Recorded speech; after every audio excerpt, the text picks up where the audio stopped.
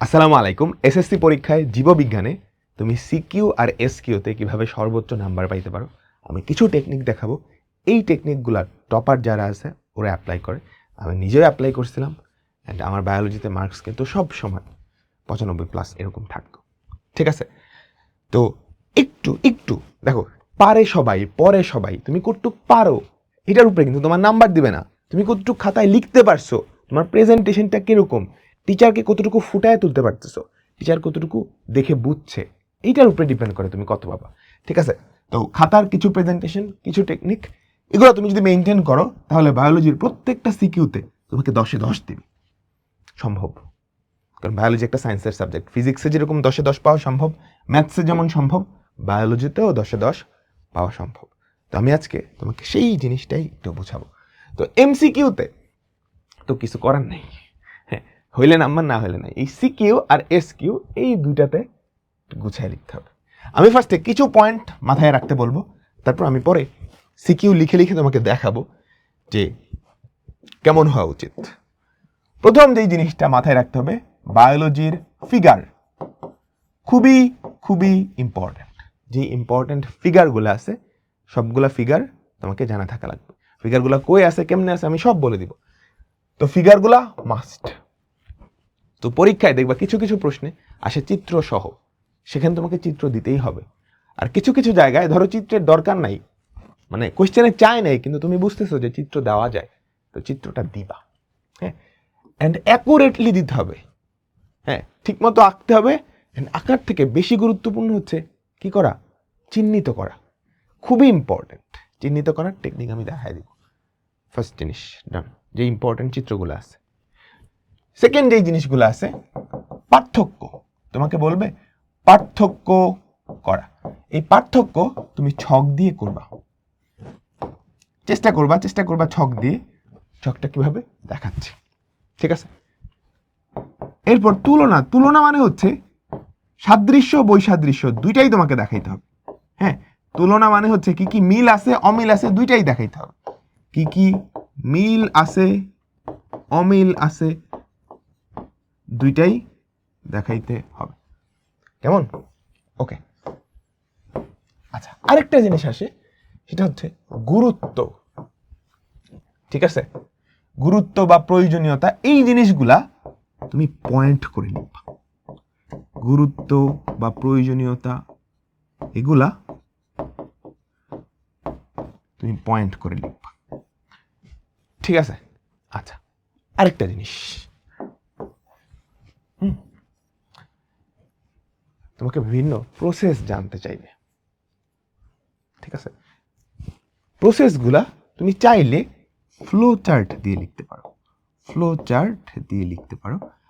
আর যত সম্ভব বেশি ইলাস্ট্রেশন দেওয়া যায়। ইলাস্ট্রেশন মানে চিত্র, কারণ টিচার পড়ে পড়ে দেখাটা আসলে টিচারের জন্য কষ্টকর। এর থেকে ভালো যদি সুন্দর একটা চিত্র থাকে, তোমাকে মার্কস অটোমেটিক দিয়ে দিবে। ঠিক আছে, তো সিকিউ এসকিউ দুইটার ক্ষেত্রেই প্রযোজ্য। এসকিউ হলে একটু কম, এসকিউ আর সিকিউর ক্ষত একই রকম। আমি তোমাকে কিছু এক্সাম্পল দেখাই, তাহলে ভালো করে বুঝতে পারবা। আর এই যে পয়েন্ট করবা, বা যেখানে যেখানে তোমার হাইলাইট করার দরকার আছে তুমি ব্লু পেন ইউজ করবা। যেখানে যেখানে হাইলাইট করার দরকার আছে, তোমার মনে হচ্ছে এই জিনিসটা টিচারের চোখে পড়া উচিত, টিচারের দেখা উচিত, সেখানে সেখানে তুমি ব্লু পেন ইউজ করো। হ্যাঁ, ব্লু পেন ইউজ করো। তো চলো আমরা শুরু করি। দেখো, ডিএনএ টেস্ট করা হয় কেন, সুন্দর করে এটা খ নাম্বারে আসছে বা এসকিউতে আসছে। তুমি জাস্ট 4টা পয়েন্ট লিখে দিছো, তোমাকে কি 2 নাম্বারের কম দেওয়ার সুযোগ আছে?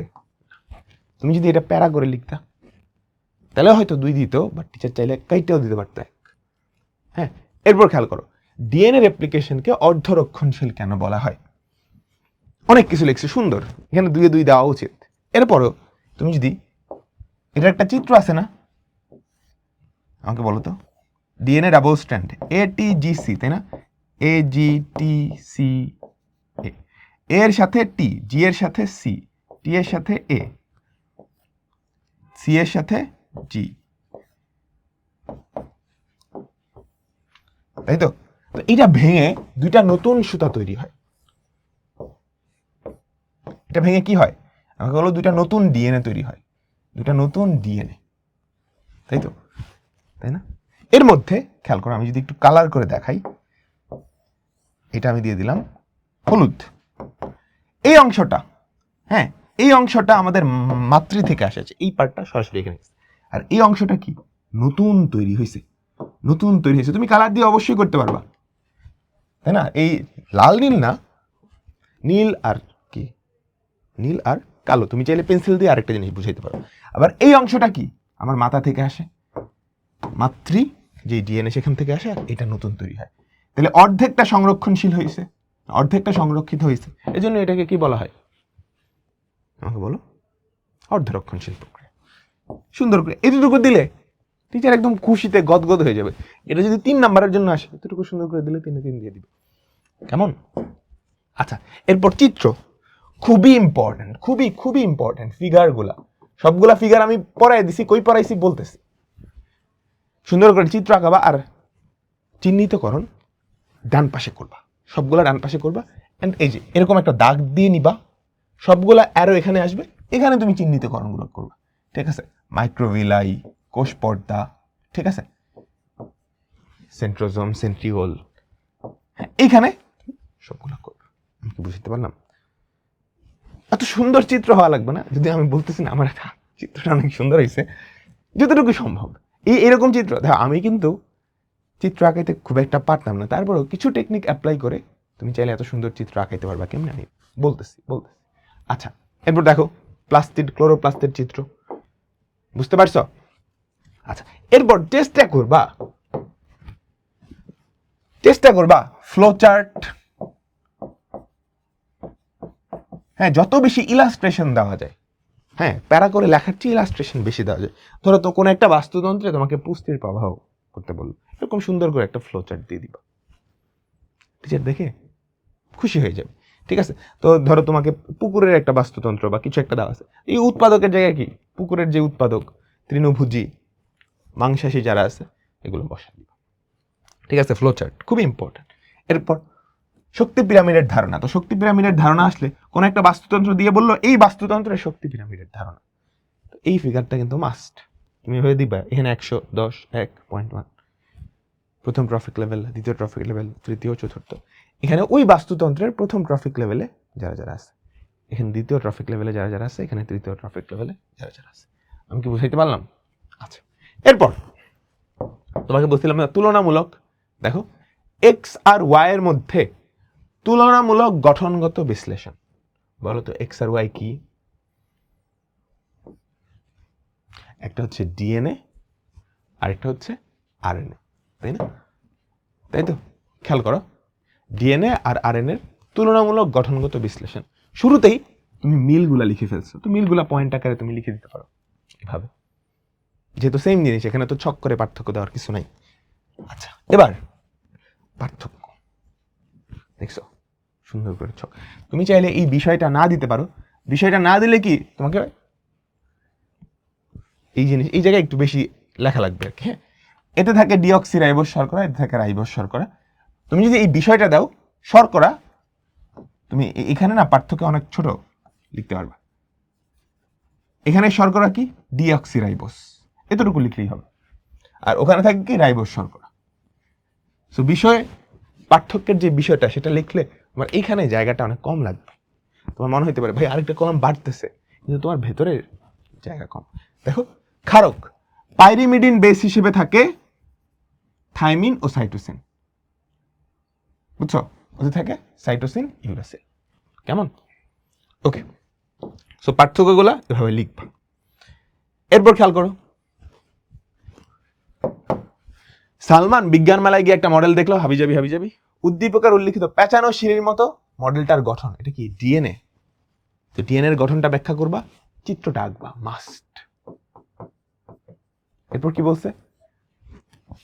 এটি জীবের চারিত্রিক বৈশিষ্ট্যের প্রকৃত ধারক ও বাহক, এটা এক্সপ্লেন করতে বলছে।